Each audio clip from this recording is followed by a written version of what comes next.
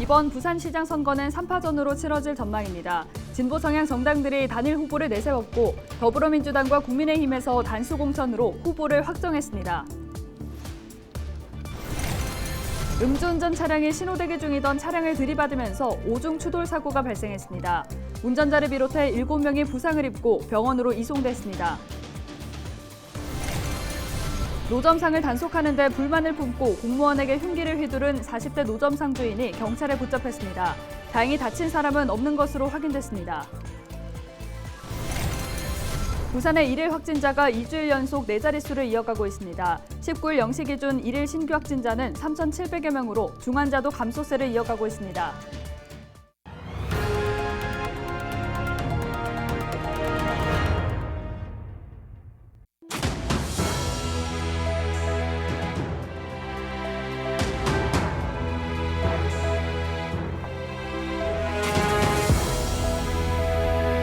여러분 안녕하십니까? 헬로TV 부산뉴스입니다. 오거돈 전 부산시장의 불명예 퇴진 이후 치러진 지난해 보궐선거 당시 더불어민주당과 국민의힘에서는 당내 경선이 치열했는데요.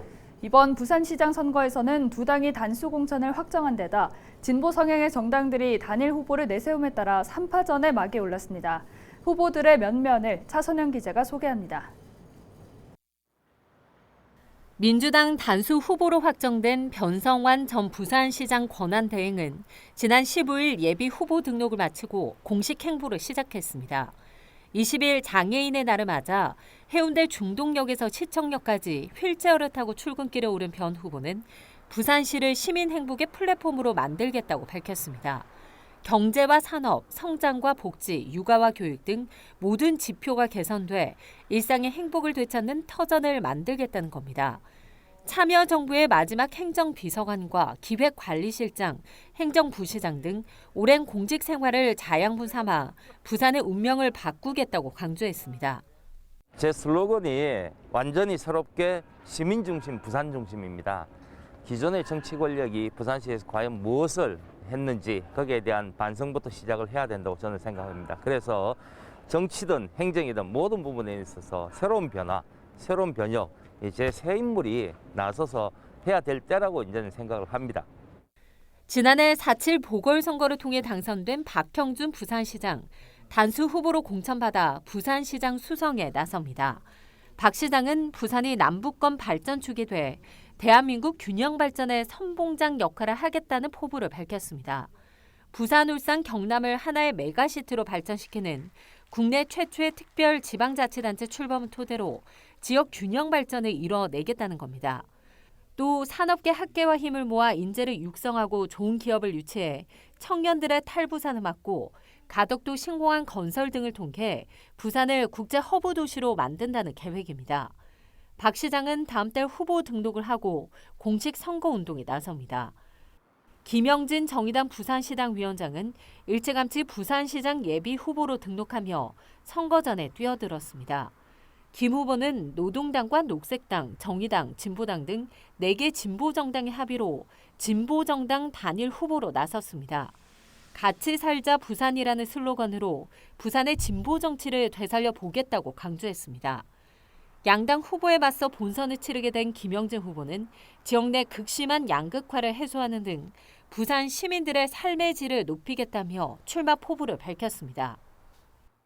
이제 조용하지만은 실질적으로 부산 시민의 삶의 질 향상을 위한 건강과 안전이 우선인 부산, 청년이 행복한 도시 부산, 이러한 부산을 만들기 위해서 진보정당, 정의당의 지방정부 집권 전략을 부산 시민들에게 확실히 보여드리겠습니다.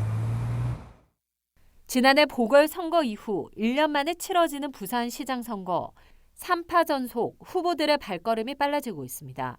헬로티비 뉴스 차선영입니다. 서은숙 부산 진구청장이 20일 기자회견을 열고 부산 진구청장 선거 출마를 선언했습니다. 서 구청장은 재선에 성공해 부산 진구를 부산의 중심답게 더 편리하고 편안하게 만들겠다며 재선 도전을 공식화했습니다. 임기 4년 동안 주요 성과로 범천동 도시차량 정비단 이전 확정, 동서고가도로 철거 결정, 쓰레기 종량제 봉투 가격 인하 등을 꼽았습니다. 또 시민들은 보수나 진보를 떠나 삶의 보탬이 되는 행정을 원한다며 변화와 혁신을 위한 적임자가 누구인지 인물을 보고 판단해달라고 지지를 호소했습니다. 노점상 단속을 하는 공무원에게 흉기를 휘두른 혐의로 40대 A씨가 경찰에 체포됐습니다. 다행히 다친 사람은 없는 것으로 확인됐습니다. A씨는 지난 19일 오후 6시쯤 단속을 하는 공무원 B씨에게 불만을 품고 범행을 저지른 것으로 확인됐습니다. 경찰은 CCTV 영상 등을 확인해 A씨를 상대로 조사를 벌이고 있습니다. 지난 19일 오후 9시 30분쯤 부산 진구의 한 초등학교 앞 도로에서 30대 A씨가 몰던 승용차가 신호 대기 중이던 또 다른 승용차를 들이받았습니다. 사고 충격으로 차량이 밀리면서 신호 대기 중이던 차량들을 잇따라 추돌해 오중 추돌 사고로 이어졌습니다. 이 사고로 7명이 다쳐 병원으로 이송됐습니다. 출동한 경찰이 A씨의 혈중 알코올 농도를 측정한 결과 면허 취소 수준으로 나타났습니다.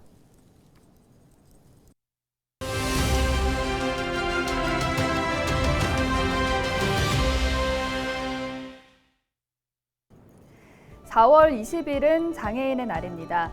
뜻을 살펴보면 국민의 장애인에 대한 이해를 깊게 하고 장애인의 재활 의욕을 고취하기 위한 목적으로 제정된 기념일인데요. 원래는 1972년부터 민간단체에서 재활의 날로 이어왔습니다. 그러다 유엔이 1981년을 세계 장애인의 해로 선포했고 우리나라에서는 4월 20일 협회 기념 행사 명칭을 장애인의 날로 전환했습니다.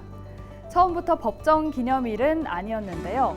1989년 12월 개정된 장애인 복지법에 따라 1991년 4월 20일부터 법정 기념일로 공식 지정됐습니다. 특히 4월인 이유도 있는데요. 바로 1년 중 4월이 만물이 소생하는 계절 봄이기도 하고 장애인의 재활 의지를 부각할 수 있다는 데 그 의미가 있습니다. 지금도 곳곳에서는 장애인들이 차별 없는 세상을 외치고 있죠. 여전히 우리 사회에서 사라지지 않는 장애인 차별, 함께 살아가는 장애인들의 목소리에 귀 기울여 보시는 건 어떨까요? 데일리 브리핑이었습니다.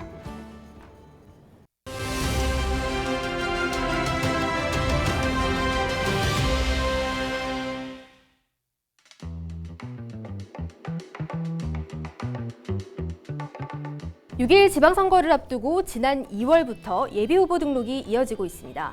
재선에 도전하는 현직 단체장들에게는 수많은 도전장이 날아드는 셈입니다. 하지만 현직 단체장들은 출마 의사를 밝히고도 예비후보 등록은 최대한 미루는 경우가 많은데요. 그 이유가 뭘까요? 이른바 현직 프리미엄, 그러니까 현직의 장점을 누리는 것이 유리하다는 계산이 깔려 있다는 분석입니다. 단체장들은 실제로 각종 지역 행사에 참석하며 유권자들을 수시로 만나고 소통합니다. 후보로 등록을 하지 않아도 자신을 알릴 수 있는 기회가 많다는 것이죠. 사실상 업무를 하며 선거운동 효과를 얻는 셈입니다. 예비후보로 등록하면 선거일까지 단체장 직무가 정지되기 때문에 현직에서 활동하는 것이 낫다고 판단하는 거죠. 또한 현직에 있으면 공무원 조직을 활용할 수 있다는 것도 이점입니다.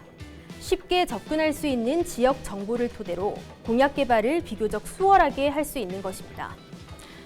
반면 일찌감치 예비후보로 등록하고 선거 전에 뛰어든 현직 단체장들도 있습니다. 선거 60일 전부터는 이 현직 단체장들의 행사 참여와 같은 일부 활동에 제한이 생기게 되는데요. 이 때문에 선거운동을 하며 직접 표밭을 공략하는 것이 낫다는 판단에서입니다. 특히 당내 공천이 확실치 않거나 후보자가 난립해 과열될 경우 조기 등판을 선택하는 경우가 있습니다. 공식 후보 등록일은 다음 달 12일부터 이틀간인데요. 등록 시점을 놓고 현직 단체장들의 손익 계산이 분주합니다. 지금까지 헬로티비 브리핑이었습니다.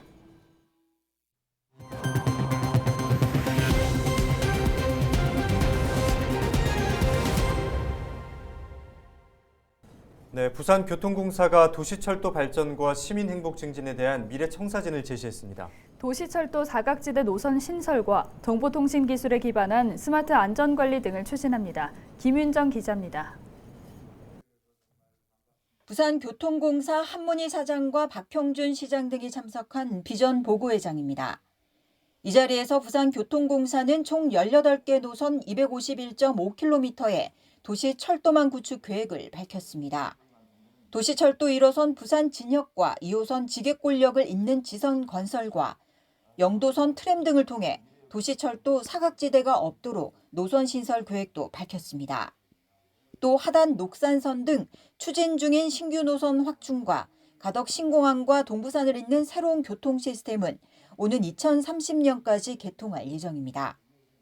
동남권을 잇는 광역 교통 체계를 구축하고 스마트 안전관리와 노후시설 개선도 추진할 방침입니다. 또 안전 투자를 위해선 5년간 6,883억 원을 투입하고 노후 철도시설 조기 개량으로 안전사고 예방에 나설 계획입니다. 보고회에 참석한 박 시장은 공사 임직원들은 시민들에게 최고 수준의 철도망으로 안전하고 편리한 서비스를 제공한다는 각오로 임해주길 바란다고 당부했습니다. 현재 전체가 갖고 있는 재정 규모에 비해서 교통공사에 투입하는 비용이 만만치 않은 실정입니다. 그래서 그럼에도 불구하고 부산시로서는 하여튼 이게 교통공사가 잘 돼야 우리 부산 철도가 제대로 발전을 할 수 있고 또 시민들이 훨씬 더 안전하게. 이에 앞서 가진 부산도시공사 미래비전 보고회에서 도시공사는 10,000세대가 넘는 주택을 공급하겠다는 계획을 밝혔습니다. 현재 진행 중인 에코델타시티에 공공분양주택 추가 공급 등 2025년까지 주택 11,800여 세대를 공급하겠다는 구상 등 시민 주거복지 향상과 지역경제 재도약을 약속했습니다. BTV 뉴스 김윤정입니다. 부산 지역 코로나 확진자가 감소세를 이어가고 있습니다. 19일 0시 기준 부산 지역 1일 신규 확진자는 3,700여 명으로 나타났습니다. 누적 확진자는 102만여 명으로 늘었습니다. 지난 18일에 비해 1,600여 명이 줄었습니다. 부산은 지난달 16일 하루 4만 2천여 명이 확진 판정을 받아 정점을 찍은 뒤 감소세로 이어졌고 지난 6일부터 2주일째 1일 확진자는 4자릿수를 기록하고 있습니다. 위중증 환자도 41명으로 감소해 병상 가동률도 34%로 줄었습니다. 재택치료 확진자도 3만 3천여 명으로 감소했습니다. 동구는 사회적 경제 성공 모델 발굴 프로젝트 참여기업 3곳을 선정했다고 밝혔습니다. 선정된 기업은 주식회사 이바구 캠프와 주식회사 아키스페이스, 그리고 주식회사 동일메이킹 등으로 동구에서 살아보기와 내일상점 등의 프로그램을 운영할 예정입니다. 선정된 기업에는 최대 2천만 원의 프로그램 운영비가 지원됩니다. 부산진구는 올해 1월 1일 기준 결정된 개별 공시지가를 공시했다고 밝혔습니다. 대상은 토지와 임야 6만 2천여 필지의 제곱미터당 가격으로 부산진구 홈페이지와 부동산 공시 가격 알림이 등에서 확인 가능합니다. 결정된 공시 가격에 이의가 있을 경우 이의 신청서를 작성해 다음 달 30일까지 부산진구 토지정보과에 제출하거나 우편 등으로 보내면 됩니다. 부산국제 어린이 청소년 영화제가 공식 포스터를 공개했습니다. 포스터에 그려진 액자들은 행복한 순간은 사진으로 남겨진다는 의미를 담고 있으며 액자 속에는 포스터 그림 공모전을 통해 선정된 아이들의 작품 23점이 담겼습니다. 특히 아이들의 작품은 어린이날 100주년을 맞아 어린이가 행복한 권리를 주제로 그려졌습니다. 올해로 17회를 맞은 부산국제 어린이 청소년 영화제는 오는 7월 8일부터 17일까지 10일간 해운대구 영화의 전당, 북구 대천천, 중구 유라리 광장 등에서 동시 개최됩니다. 주최 측은 코로나19로 중단됐던 현장형 프로그램을 복원하고 해외 게스트를 초청하는 등 영화제를 코로나 이전으로 정상화할 계획입니다. 한국해양진흥공사가 UN 글로벌 콤팩트에 가입했습니다. UN 글로벌 콤팩트는 인권, 노동, 환경, 반부패 분야의 원칙을 준수하고 기업의 지속가능한 발전을 도모하기 위해 출범한 UN 산하기구로 전 세계 160개국 19,000여 개 회원이 참여하고 있습니다. 한국해양진흥공사는 사회적 책임에 대한 국제 기준을 공사 경영 전반에 내재화하고 해운산업 ESG 경영 선도를 위해 유관기관 간 협력을 강화하겠다고 밝혔습니다. 중구 40계단 문화관에서 1950년에서 1970년대 부산 지역 뉴스를 만날 수 있습니다. 중구가 다시 보는 대한 뉴스를 주제로 영상을 상영하는 것으로 1954년 부산화재 현장 시찰, 1956년 용두산공원 충무공 동상 제막식, 1961년 부산터널 개통식 등 부산과 중구의 역사 현장이 50분 분량의 영상에 담겼습니다.